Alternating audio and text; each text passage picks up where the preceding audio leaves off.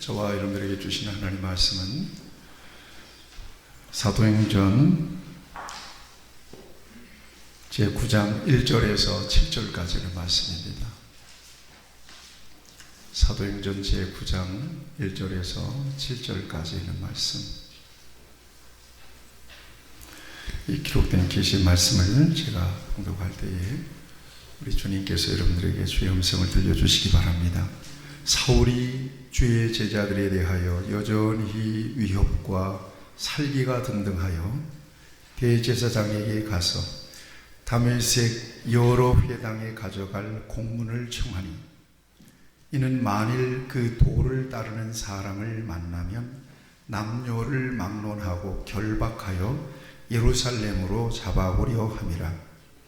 사울이 길을 가다가 다메섹에 가까이 이르더니 호련히 하늘로부터 빛이 그를 둘러 비추는지라.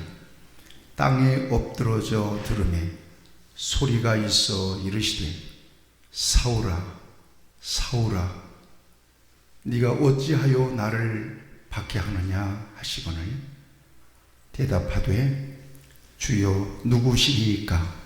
이르시되, 나는 네가 박해하는 예수라. 너는 일어나 시내로 들어가라. 네가 행할 것을 네게 이를 자가 있느니라 하시니, 같이 가던 사람들은 소리만 듣고 아무도 보지 못하여 말을 못하고 서 있더라. 아멘. 기독교 신앙을 생명이라고 말합니다.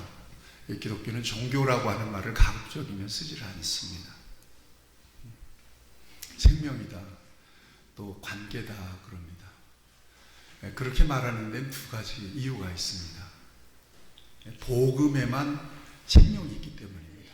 다시 얘기하면 예수 그리스도에게만 생명이 있기 때문에 그렇습니다.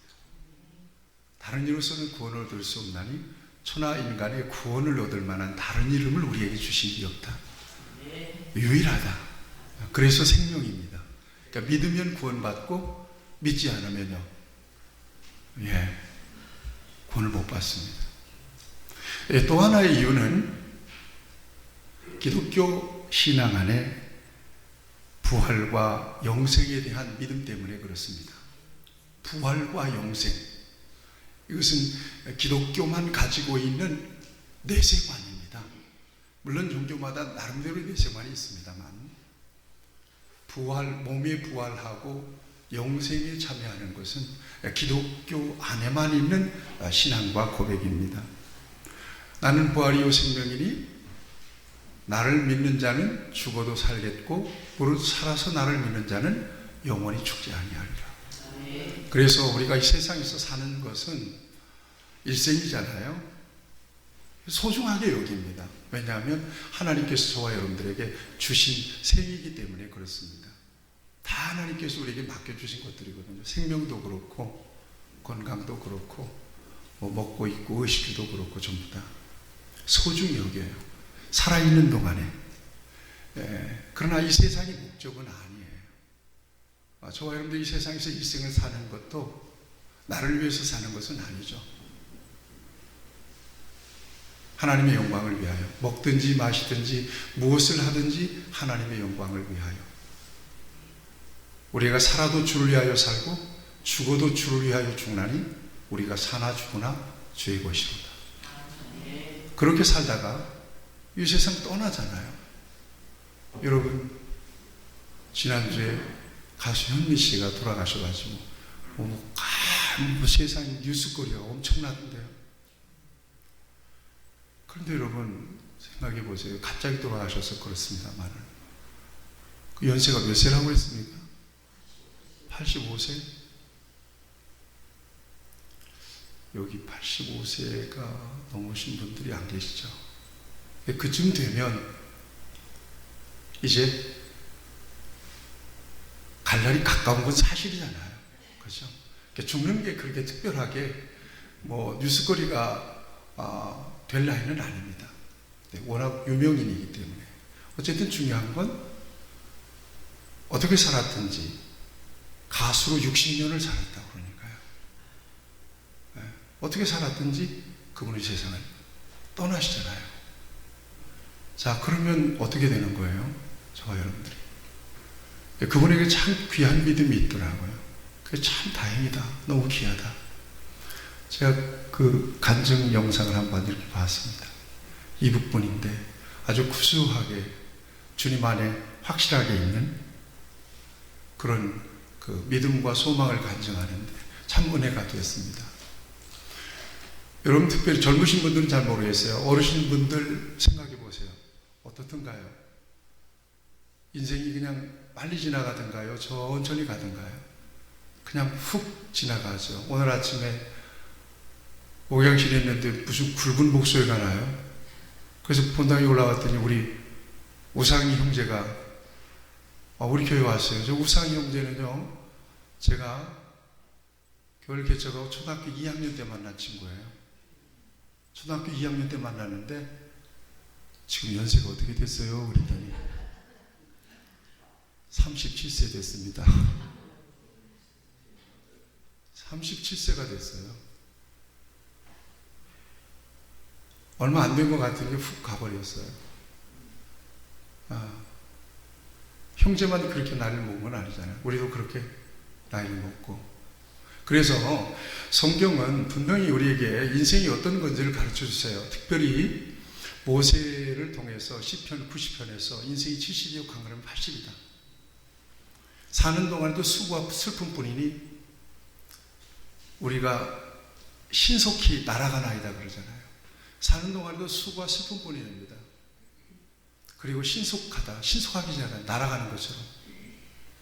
이게 인생이라고 분명히 얘기하고 있어요. 야고보서에서는 너 인생이 무엇이냐 하고 질문해 놓고 너희는 잠깐 있다가 사라지는 안개다 이렇게 얘기해요.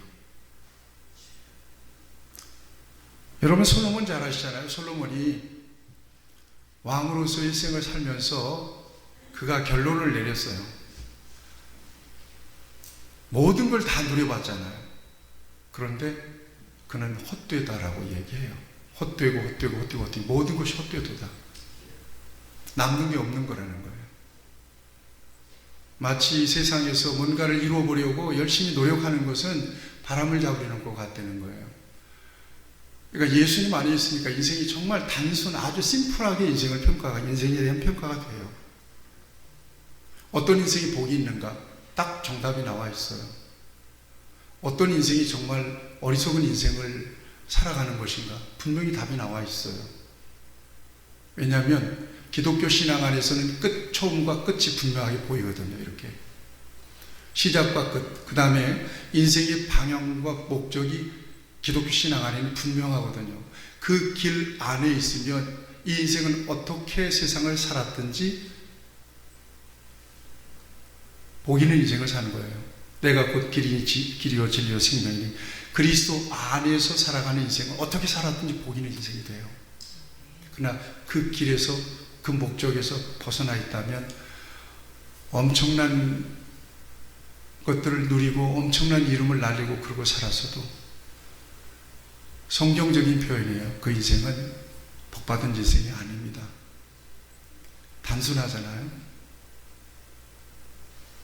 그런 차원에서 그리스도인들의 이 세상에서의 인생관은 세상에서의 일생이 소중하다 그렇지만 세상의 목적은 아니다 하는 거예요.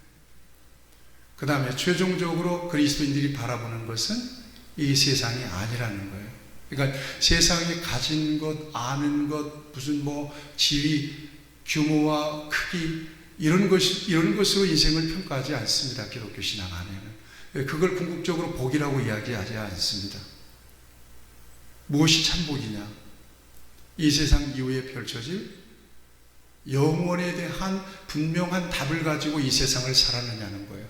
그 소망 안에서 살았느냐는 거예요. 그것들을 바라보고 살았느냐는 거예요. 그 세계, 하나님께서 예수 그리스도에서 열어놓으신 그 세계를 바라보면서 이 세상을 지났냐는 거예요. 이것으로 그 인생을 평가해요. 그런 차원에서 그리스도인들이 궁극적으로 바라보는 것은 뭐냐? 이 세상에서 먹든지 마시든지 무엇을 하든지 하나님을 영광을 위해서 살면서 영원을 바라보는 것입니다. 땅의 소망을 두고 살지는 않습니다. 우리의 소망은 부활과 영생에 있습니다. 영생을 얻을 수 있는 유일한 길은, 영생은 곧 유일하신 참 하나님과 그의 보내신 자 예수 그리스도를 아는 것입니다. 이 길 외에는 없어요. 놀랍잖아요. 제가 새벽 시간에도 그런 얘기를 했어요. 여러분, 나의 믿음을 설명할 수가 있겠습니까? 어쩌다가 내가 예수님을 믿게 되고, 어쩌다가 내가 신학을 공부하게 되고, 어쩌다가 내가 목사가 되고, 어쩌다가 내가 안산에서 비내리 교회에서 이처럼 목회하고 설교하게 됐을까? 설명이 안 돼요. 왜냐하면 내가 계획하고 온 길이 아니기 때문에 그래요. 어느 순간에 나한테 우리 주님은 오신 거예요. 쑥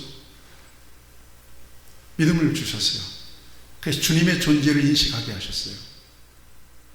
그리고 그 주님이 내 인생의 주인이신 것을 알게 하셨어요. 내 인생의 목적은 내 안에 계신 주님을 기쁘시게 하는 데 있음을 알았어요. 그리고 나서 저를 만나 주셨을 때 나는 그렇게 일평생을 살았으면 좋겠다. 너무나 은혜를 사모했기 때문에, 충만했기 때문에,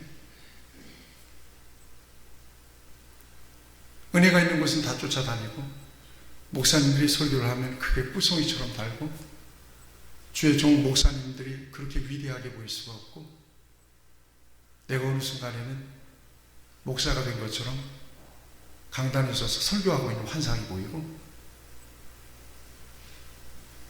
시골 교회에서 그 어린 그 중학교 2학년짜리, 3학년짜리가 무슨 새벽기도 나가요. 여러분들 그런 새벽기도 나오는 친구들 있으면 저는 쌍손 들고 축복할 것 같아요. 새벽기도를 나갑니다. 그리고 기도하고, 그리고 우리 시골 교회는 장로님들이 목회자였고 또 전도사님이 오셨어요. 교역자로는. 그 전도사님을 위해서 최선을 다해서 제가 봉사를 했습니다. 전도사님이 뭐 일할 게 있으면 항상 저를 불렀어요. 그래서 저는 너무나 좋았어요. 그게. 그러면서 제가 고등학교를 거치면서 아마 전사님이 저를 보셨던 것 같아요. 자기 서재로 저를 데리고 와가지고 거기서 연탄난로 피워놓고 계란도 구워먹고 고구마도 구워먹으면서 저에게 여러 가지 얘기를 나눴어요. 제가 고등학교 때 신학서적을, 전사님 서재에 있는 신학서적을 그때 봤습니다. 그리고는 신학교에 간 거예요. 이건 내 의지로 한 건 아닙니다. 나는 단지 예수님을 만났고 예수님 너무 좋았던 것 뿐이에요. 교회 예배 드리는 게 그게 너무 좋았던 것 뿐이에요. 그런데 하나님은 어느 순간에 그쪽으로 저를 몰아가셔서 여기 있는 거예요. 하나님과 우리 사이에 있어서 내 인생을 설명할 수 있는 유일한 대답은 내 인생은 피동태라고 하는 거예요. 수동태예요. 내가 의지적으로 온 건 아니에요. 하나님 나를 그렇게 이끌어 오신 거예요. 나는 참 부족해서 갈팡질팡했는데 하나님을 사랑하는 자, 꼭 그때 뜻대로 부르심을 입은 자들에게는 모든 것이 합력하여 선이 되느니라. 하나님이 선하게 내 인생의 방향을 정하시고 나를 이끌어 오신 거예요. 이제 소망이 분명해졌잖아요. 이 세상에서 누려보셨으니까 알잖아요. 저는 목사로 있으니까 탄생의 순간도 보고요, 이 세상에서 돌아가실 때 그 순간도 보잖아요. 그러니까 이 세상에서의 시작과 이 세상에서의 마지막을 저는 언제나 경험해요. 우리 교인들만 보는 게 아니에요. 제 친구가 돌아갔을 때도 봐요. 항상 확인해요. 별거 없어요. 좋았던 옷, 입었던 양복 싹 벗어놓고 배우다나 걸치고 바짝 마른 상태로 가는 거예요. 그게 무슨 의미가 있어요? 장례를 어떻게 화려하게 치렀든지 그게 무슨 의미가 있겠어요? 그것이 인생이에요. 그것만이 내 인생의 최종적인 가치와 목적이라고 여기고 산다면 정말 미련한 거예요. 그거는 정말 미련한 거예요. 그 너머에 인생의 고상한 차원이 있어요. 이게 영적인 차원이에요. 이걸 예수 그리스도 안에서 우리에게 넣어주신 거예요. 아무나 받을 수 있는 게 아니란 말이에요, 이걸. 근데 나에게 주셨어요. 이게 소중한 거예요. 내가 기독교 신앙에 대한 지식이 많든지 적든지, 내가 성경을 1독했든지 10독했든지 100독했든지 그건 중요한 게 아니에요. 주님과 나와의 인격적인 연합이 중요해요. 그래서 내 인생의 주권이 주님께 있다는 사실을 인정하고 주님 안에서 내게 주신 은혜를 따라 내가 최선으로 내 모든 인생을 응답하는 거예요. 이렇게 대답하면서 살아가는 거예요. 예배도 그렇고요. 모든 게 다 그래요. 그렇게 살다가 우리가 하나님이 불러가면 하나님 나라 가는 거거든요. 예수를 믿는다는 것은 그것이 목적이 된 삶을 살아간다는 것을 의미합니다. 예수를 믿는다는 것은. 그래서 부유하고 가난하고 이런 것 때문에 기재기를 하지 않는 거예요. 확실하게 예수님 안에 있다면 몇 평 사세요? 연봉은 얼마나 받으세요? 이런 거 묻지 않잖아요. 박사세요? 대학원 나오셨어요? 이런 거 중요하지 않잖아요. 하등의 관계가 없는 거예요. 예수 믿는 것과 하등의 관계가 없는 것들이에요. 그러나 이 고백은 너무나 소중해요. 나는 주님의 은혜로 예수님을 믿습니다. 예수님 안에서 내가 죄인 되었다는 사실을 알았습니다. 주님께서 나 같은 것을 위해서 목숨 버려주시고 십자가가 얼마나 잔인한 형벌입니까? 그 형벌을 나를 위해서 당하셨다는 것이 너무나도 감사합니다. 그래서 저는 주님을 위해서 살기로 작정했습니다. 좋은 거예요. 언제나 주님의 사랑에 빚진 마음으로 겸손하게 자기의 자리에서 자기의 존재를 드러내지 않고 주님의 영광을 위해 살아갈 수 있다는 거 가장 귀한 거예요. 여러분, 예수님을 따르던 제자들이 오순절 성령을 받고 비로소 그렇게 거듭났어요. 그게 거듭나는 거거든요. 우리가 수요일날 사도행전을 보고 있어요. 굉장히 중요해요. 사도행전이라고 하는 것은 예루살렘에서 시작된 십자가 부활의 역사를 통해 시작된 예수님의 복음의 역사가 어떻게 세상을 향하여 퍼져나가는지를 사도행전 전반을 통해서 보여주고 있어요. 그 기폭제가 된 사건이 오순절 성령 강림이에요. 그리고 나서 베드로가 한 번 설교했는데 3,000명이 들어오잖아요. 나도 믿겠다고. 그때는 믿기가 용이한 시대가 아니었어요. 믿는다고 고백하면 잡아 죽였단 말이에요. 굉장한 불이익이 있었단 말이죠. 그런데도 서로 믿겠다고 3,000명, 5,000명 허다한 무리들이 다 주께로 더했단 말이에요. 이 사람들은요, 밖에 나가면 핍박이 있으니까 모이기를 좋아했어요. 에클레시아, 모였단 말이에요. 우리는 하나님 불러내셨다, 구별하셨다. 그래서 여기서 떡을 떼며 기쁨과 순전한 마음으로 음식을 나누면서 서로 기도하고 격려하고 우리 하나님을 소망하고 서로 간증하고, 아유 핍박당했다며, 아이고 나도 그런 일이 있었는데 하나님께서 은혜 주셨어. 그래도 우리 믿음 잃어버리지 맙시다. 우리 조금만 인내합시다. 하나님께서 이게 힘을 주실 겁니다. 그러고 그런 공동체를 만들어 온 거예요. 그리고 이 소식이 너무 좋으니까, 굿뉴스니까 전할 거예요. 아멘. 사람들이 전하고 싶어 너무 안달난 거예요. 그래서 그냥 속에서 불일듯이 전하고 싶은 마음 때문에 뭔가 있잖아요. 여러분들 좋은 걸 만나고 좋은 걸 먹고 마시고 좋은 일이 있으면 나한테 알려주고 싶잖아요. 안 알려주고 싶습니까? 정보를 주고 싶잖아요. 그런 마음이에요. 이게 성령이 주신 마음이에요. 그래서 복음을 전하다가 하나님의 놀라운 기적도 경험해요. 베드로와 요한이 성전 미문에 앉아있던 나면서부터 앉은 병을 일으키잖아요. 은과 금은 내게 없거니와 내게 있는 것으로 내게 주느니 곧 나사렛 예수의 이름으로 일어나 걸어라 그래요. 그래 벌떡 일어나. 나면서부터 앉은 병이에요. 한 번도 걸어본 적이 없는 사람이에요. 근데 이 사람이 일어나서 건강해졌을 뿐만 아니라 그의 동선을 보면 춤을 추며 하나님을 찬양하며 성전으로 들어가요. 교인이 된 거예요. 구걸하던 사람이 교인이 된 거예요. 교회에 들어가는 사람들만 바라봤던 사람이 이제는 교회 성전에 들어가는 사람이 됐어요. 이 사건이 예루살렘에 파다하게 퍼지게 되고 저 사람이 어떻게 일어났대? 그랬더니 40세나 된 고침받은 이 사람이 저 사람들이 나를 이렇게 일으켰다고. 당연히 베드로와 요한이 주목받지 않겠어요? 그러자 솔로몬 행각에 사람들이 운집하기 시작한 거예요. 그 이야기를 듣고 싶어서. 이때 베드로가 전했던 복음이 그 유명한 캐리그마예요. 예수님이 당신을 위해서 죽었습니다. 우리를 위해서. 예수님은 죽으셨다 부활하셨습니다. 우리는 봤습니다. 증인입니다. 우리가. 바로 그 예수가 이 사람을 구원했습니다. 다른 이로서는 구원을 받을 수 없나니 천하 인간의 구원을 얻을 만한 다른 이름을 우리에게 주신 일이 없습니다. 이때 나온 말이에요. 그 말이.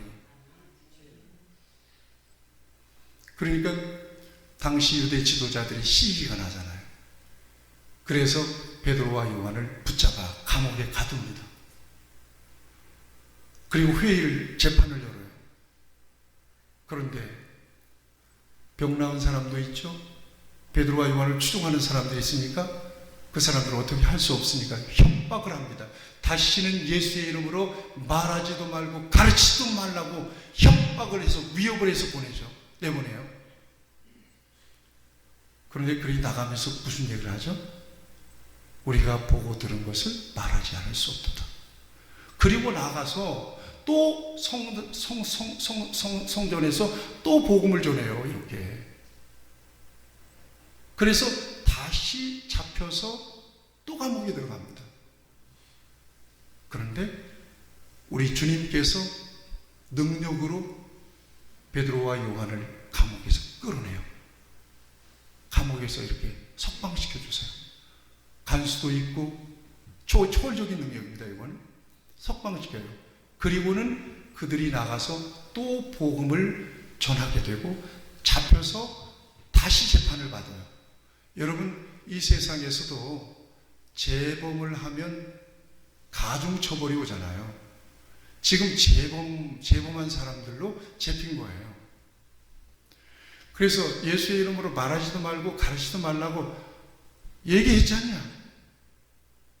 왜 또 그런 짓을 했냐고 재판을 딱 하는데, 이때 가말리엘이라고 하는 율법한 아주 유명한 교법사가 딱 나서서 베드로와 요한을 내보내고 자체 회의를 합니다. 여러분, 저 사람들을 우리가 조심스럽게 판단합시다. 저 사람들이 인간적인 노력으로 저가면 얼마 안 있다가 없어질 겁니다. 그렇지만 만일 저 사람들을 통해서 하나님이 하신 일이라면 우리가 큰 벌을 받게 될 것입니다. 그러니까 베드로와 요한을 어떻게 할 수가 없어요. 그래서 다시 위협을 해요. 다시는 가르치지도 말고 전하지도 말라. 그리고는 베드로와 요한을 석방을 시키는데 또 그들이 나가면서 그런 얘기를 해요. 우리가 사람의 말을 듣는 것과 하나님의 말을 듣는 것, 어느 것이 옳겠느냐. 여전히 또 나가서 복음을 전해요. 여러분, 이 목숨을 건 담대함이 도대체 어디서 나온 걸까요? 이건 도대체 어디서 이런 용기가 나왔을까요? 다 목숨은 하나인데. 그리고 그런 표현이 있어요. 예수 그리스도를 위하여 능욕받는 것을 기뻐했다. 그들은 능욕받는 것을 기뻐하면서 재판정을 나갑니다. 여러분 생각해 보세요. 이 담대함, 이 용기의 근원이 어디에 있었겠느냐 하는 것입니다. 이게 바로 부활신앙입니다. 이게 바로 영생에 대한 믿음입니다. 진리를 믿고 진리 안에서 죽으면 나는 영생으로, 생명으로 부활해서 주님과 함께 영생한다는 분명한 믿음이 경험적으로 성령으로 경험해서 그들에게 있었던 것입니다. 그리고 무서운 사람이 없는 거예요. 말릴 수가 없는 거예요. 여러분, 이게 기독교예요. 저 북한의 김일성이 그 주사파들이 주체사상이 무섭다고 그러잖아요. 여러분, 이것은 이데올로기예요. 이것은 이념이에요. 절대로 그 이념은 기독교 신앙을 꺾을 수가 없어요. 그래서 기독교 신앙을 그들이 받아들이는 순간 이 이데올로기는 무너지게 돼 있어요. 중국도 마찬가지죠. 그러니까 북한에서는 기독교인들을 핍박하죠.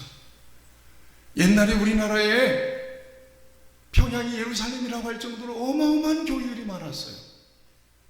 그 옛날에 빨간 벽돌 교회 예배당이 있었단 말이에요. 장대현 교회. 그런데 전부 다 목사님들 다 숙청해버리고 예배당 문을 다 박아버렸어요. 창고로 만들어버렸잖아요. 지금 그럼에도 불구하고 지하교회가 있지만 기독교가 들어가면 이데올로기는 무너지게 돼 있어요. 중국도 마찬가지예요.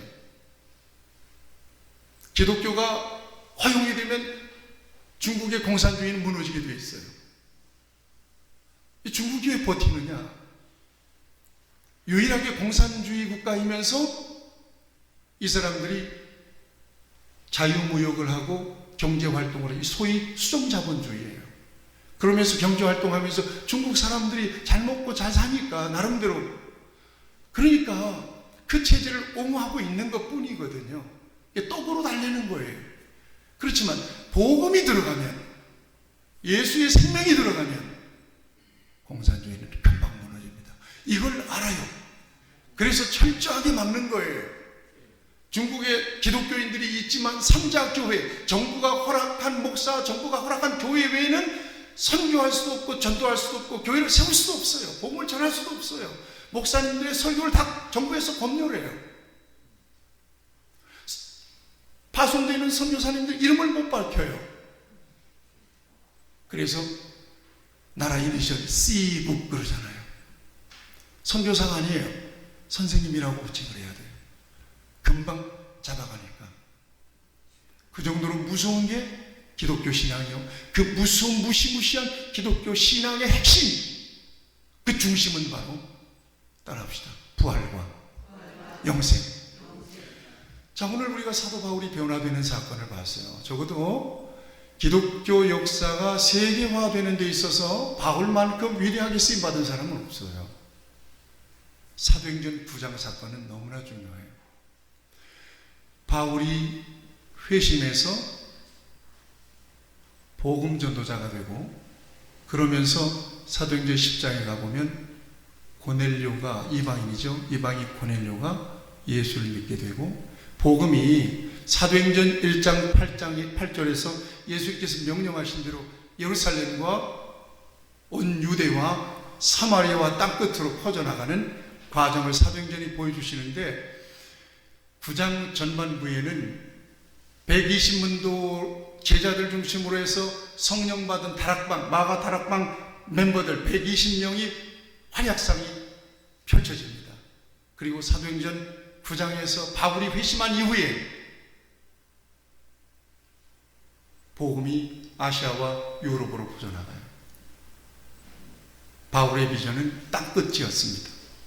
당시에 땅끝으로 여겼던 스페인, 서바나, 이것이 로마를 거쳐서 바울이 가고 싶었던 곳이에요.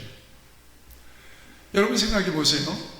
바울이라고 하는 사람은 철저한 율법주의자였습니다. 율법주의라고 하는 것은 유일신 하나님, 그 하나님의 계명을 지켜서 구원받는다고 믿는 사람들이에요. 또 유대인들 가운데서, 율법주의자 가운데서 골수였던 사람이 바로 바울입니다. 아까 얘기했던 가말리엘이라고 하는 사람은 율법의 고수예요. 그 수하에서 율법 공부를 했던 사람이에요. 그런데 바울에 비해 예수라고 하는 사람이 이야기가 솔솔 들어오기 시작하죠. 예루살렘이 오순절 이후에 복음을 전하고 수많은 사람들이 예수를 믿는다는 막 이야기가 들려오기 시작하는 거예요. 그러니까 바울의 신앙관과는, 바울이 가지고 있던 구원관과는 전혀 다르잖아요. 율법의 행위로 구원받는다고 분명히 믿고 지금까지도 훈련을 받고 철석같이 그러고 믿고 있는데, 예수라고 하는 사람을, 십자가에 달려 죽은 예수라고 하는 사람을 믿어야 구원받는다고 하는 사람들이 무수하게 생겨나기 시작했고, 그 무리들이 생겨나기 시작했고, 이걸 절대로 가만둬서는 안 되겠다는 엄청난 부담이 바울에게 밀려왔던 겁니다. 그러다 말겠지가 아니란 말이에요. 엄청난 사건이 돼버렸던 거예요. 그래서 대제사장에게 이거 가만두면 안 되겠다 그래서 이 그리스도인들, 예수를 따르는 사람들을 잡아다가 벌을 주고 가둘 수 있도록 공문을 받아가지고 지금 다메섹을 향하여 가고 있는 거예요. 성경적인 표현을 보면 살기가 등등했다 그럽니다. 살기가 등등했다는 표현을 여러분들이 쉽게 쓸 수 있는 말이 아니에요. 그렇게 가기 전에 사도행전 7장에 보면 초대교회 7집사 가운데 스데반이 돌 맞아서 죽잖아요. 이때 바울이 돌을 던지는 사람들의 옷을 지켰다고 그랬단 말이에요. 그러니까 생생하게 스데반이 돌을 맞아서 죽는 장면을 생생하게 목도했던 사람이 바로 바울입니다. 그런데 그 정도 되면 두려워서라도 주춤했을 텐데 예수 믿는 사람들이 더 극성을 부리니까 공문 받아가지고 이제 아예 다 잡아다 가둬야 되겠다 이렇게 생각하고 다메섹으로 향하여 가고 있는 거예요. 그런데 거기서 사건이 벌어졌어요.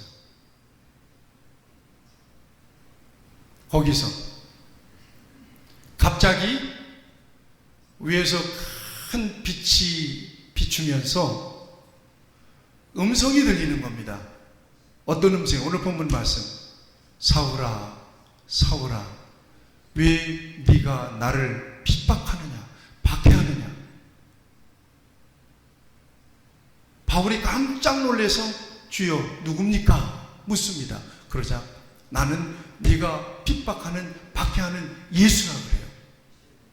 그 순간 바울은 눈이 멀고 전혀 혼자 움직일 수 없게 되었습니다. 그리고는 사람에게 이끌려서 다메섹 성으로 가서 다메섹 성에 예수님의 제자, 그리스도인이죠, 아나니아라고 하는 사람을 만나게 돼요. 그 아나니아도 사울이 주님을 만나기 전에 주님께서 미리 만나서 야, 내가 이 사람 만나니까 오면 네가 복음을 좀 전해줘라. 그 사람은 내가 이방인을 구원하기 위하여 내가 불러낸 그릇이다, 그릇. 그래서 아나니아를 통하여 길에서 만난 그분, 당신에게 음성을 들려줬던 그분이 바로 당신이 박해하던 예수 그리스도라고 하는 사실을 가르쳐줘요. 그러니까 사도 바울은 이 사건을 통해서 나에게도, 만삭되어 나지 못한 나에게도 주님은 만나주셨다라고 고백하는 거예요. 그러므로 나도 사도라고 고백하고 있는 거예요. 사도라고 하는 것은 예수님과 함께 했던 12제자를 중심으로 해서 예수님을 경험했던 사람들이 사도예요. 그런데 자기도 사도래요. 왜요? 자기도 만났대요. 어디서? 다메섹에서 만났대요. 누구를 만났어요? 부활하신 예수님을 만난 거예요. 부활하신 예수님을 그렇게 바울이 만난 거예요. 이건 그 일생에 어마어마한 충격이 된 거예요. 그리고 그 일생의 완전한 터닝 포인트가 된 거예요. 그리고 나서 그 즉시로 그가 회심했던 다메섹성에 복음을 전하는 사람이 돼요. 복음을 전하는 사람을 핍박하고 잡아 가두기 위해서 가던 사람이, 살기 등등해서 가던 사람이 오히려 복음을 전하는 사람이 돼요. 그리고 이방에 세워진 첫 번째 교회 안디옥 교회를 통해서 바울과 바나바가 거기에서 복음 사역을 하다가 그 교회의 파송을 받아서 1차 전도행, 2차 전도행, 3차 전도행을 통해서 로마까지 가서 그가 길에서 만났던 부활하신 예수님, 그 예수님을 전하는 사람이 돼요. 복음의 세계화를 이루는 사람이 돼요. 할렐루야. 이렇게 하나님은 그를 쓰세요. 그리고 그가 지나간 곳마다 하나님의 교회가 세워져요. 그는 약 6,000km를 걷고 배를 타고 혹은 말을 타고 다니면서 복음을 전했습니다. 아시아, 소아시아 7교회가 바로 그의 발자취에 세워진 교회였습니다. 유럽의 교회, 빌립보 교회를 중심으로 해서 유럽의 그리스도의 복음이 전해지고 교회가 세워졌습니다. 그 여파로 1885년에 미국의 선교사님들을 미전도 종족이었던 이 대한민국 한반도까지 보내서 저와 여러분들에게도 복음이 전해지고 예루살렘에서부터 시작된 그 오리지널 복음을 지금 저와 여러분들이 듣고 믿고 고백하고 있는 것입니다. 여러분, 바울이 복음을 전하는 가운데 고린도 후서에서 밝혔어요. 죽을 고비를 수도 없이 넘겼어요. 태장을 40에 하나 감한 태장을 4번이나 맞았어요. 물에 빠져 죽을 뻔도 하고 강도의 유혹을 당하기도 하고 나중에는 로마 감옥에 갇혀서 옥살이 하다가 주후 64년에 네로 박해 때 참수를 당해서 죽습니다.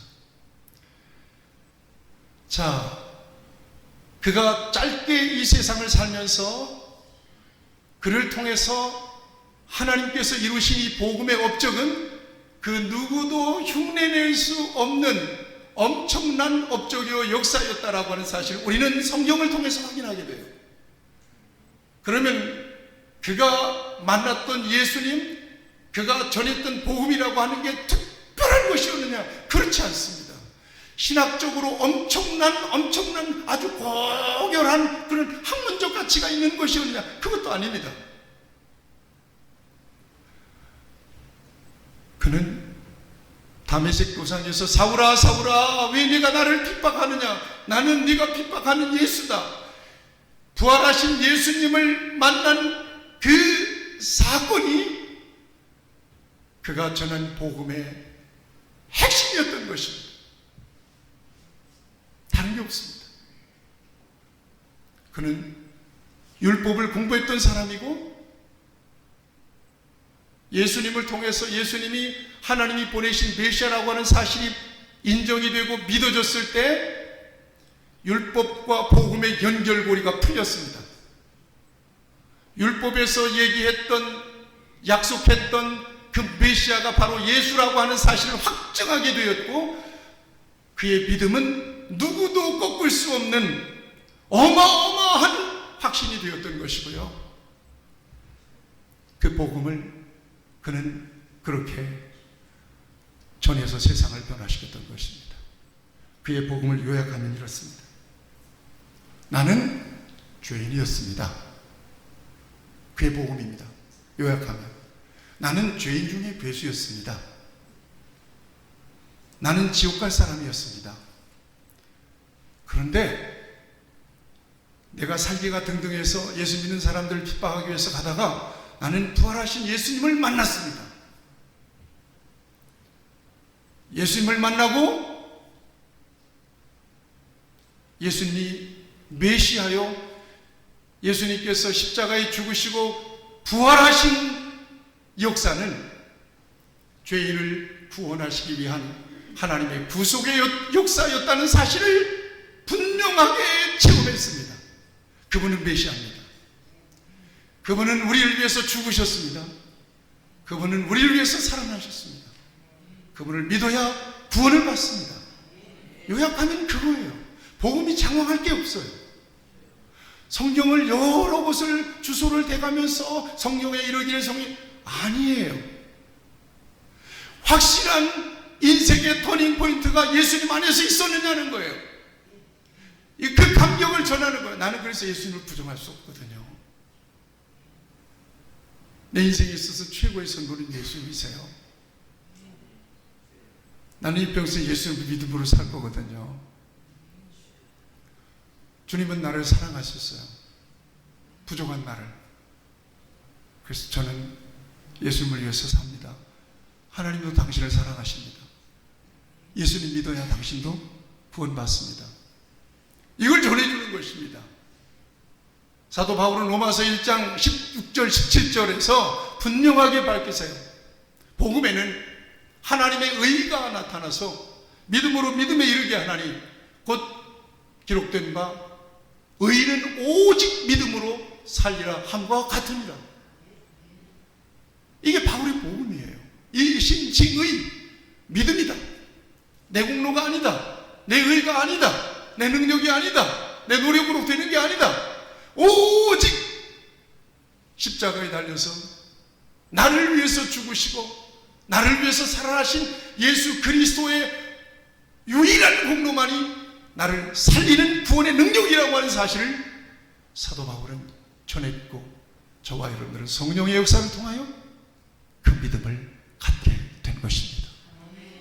우리 귀한 성도들이 다양한 삶의 형태가 있습니다. 세상에서 힘들죠. 어렵습니다. 갈등도 많습니다. 시험도 많습니다. 피곤합니다. 오늘 아침 문득 그런 생각을 했습니다. 우리 연로하신 권사님들 절로 가면서 우리 배 권사님은 허리가 뼈가지고, 근데 새벽기도 지난주에 하시는 모습이 너무나 감동됐습니다. 그래서 전화를 드렸더니 제가 알잖아요. 예배를 드릴 때 표정을 살펴보면 너무 힘들어 하셔요. 허리 때문에 견딜 수 없는 거예요. 그래서 권사님, 내가 쿠션 갖다 놓을 테니까 권사님 그거 받치고 계세요. 우리 권사님은 그 귀한 믿음이 너무 귀하다. 그런데 나는 우리 권사님한테 조용히 묻고 싶은 게 있어요. 권사님, 그렇게 해서라도 한 70년 이상 좀 더 살았으면 좋겠어요. 물어보고 싶어요. 조용하게 한번 물어볼게요. 이따 떡 먹으면서. 그리고 권사님, 아유, 그래도 이 생에서 살면 좋죠. 오래 살면 좋죠. 그러실런지, 아유, 하나님 부르면 가야죠. 이러시는지 모르겠습니다만은, 전 이따 한번 물어볼게요. 대답을 준비하세요. 기도하면서. 여러분 생각하세요. 아까 얘기했죠? 이우상 청년 초등학교 2학년짜리가, 나는 제 초등학교 2학년짜리로 보여요. 연세가 37년이나 됐어요. 뭐 여기 그런 분들이죠. 우리 이 권사님은 몇 세 오셨죠? 27에 우리 이 권사님 27에 오신데 50세나 되셨습니다. 장홍규 집사님 몇 살 때 오셨죠? 장홍규 집사님인데 신방 가면요, 민규 동생하고 맨날 뭘 만들고 막 그냥, 형제가 의가 좋았습니다. 아주 어릴 때 초등학교. 그런데 이제 중년이 됐잖아요. 이렇게 훌떡 가버린 거예요. 그럼 여러분들이 쌓아놨던 커리어, 재산, 뭐 명예, 뭐 이 모든 것들 다 이제 어떻게 될까요, 이거? 국민대 그 이의용 교수님이라고 계세요. 언젠가도 말씀드렸나요? 그분이 이것이 내가 살아온 흔적입니다. 그러고는 감사패, 공로패, 무슨 패 가지고 패가 왜 그렇게 많이 받았었어요. 이분이 교회 활동을 너무 잘하세요. 근데 온라인에다가 사진 하나 딱 찍어놓고는 박스에다가 이거 지금 버리러 갑니다. 사진으로 남겨놓고 다 버리는 거예요. 전부 다. 사진도 누가 보겠어요? 내가 돌아가면 내 아들이 지금 신학생이잖아요. 전도사잖아요. 전도사면 내 서재, 내가 신학생 때부터 모아놨던 그 굉장히 중요한 책들이에요. 돈 있으면 그거 모았거든요. 모아놨던 책들 많은데 가만히 보니까 야, 조직신학책 나도 갖고 있는데 왜 샀냐? 그거하고 틀리되는 거야. 아빠 시대하고. 저 어떻게 되겠어요, 저거? 저 나 서재에 꼽아놓고요. 저거 잘 안 봐요. 서재에 있는 것은 다 어디에 있다? 컴퓨터 안에 다 들어있어요. 저거 어떡하 있어요? 폼 잡고 있는 거예요. 그래요. 그렇게 서재다 그러고. 여러분, 이게 인생이려니 생각하면 진정한 내 인생의 가치는 어디에 있을까? 어디에다가 내 인생에 분명한 목적을 맞춰놓고 우리가 살아가야 되는 것인가? 이 대답은 분명히 자명해졌습니다. 예수 없이, 영생이 없이 사는 인생은 별 볼 일 없는 인생입니다.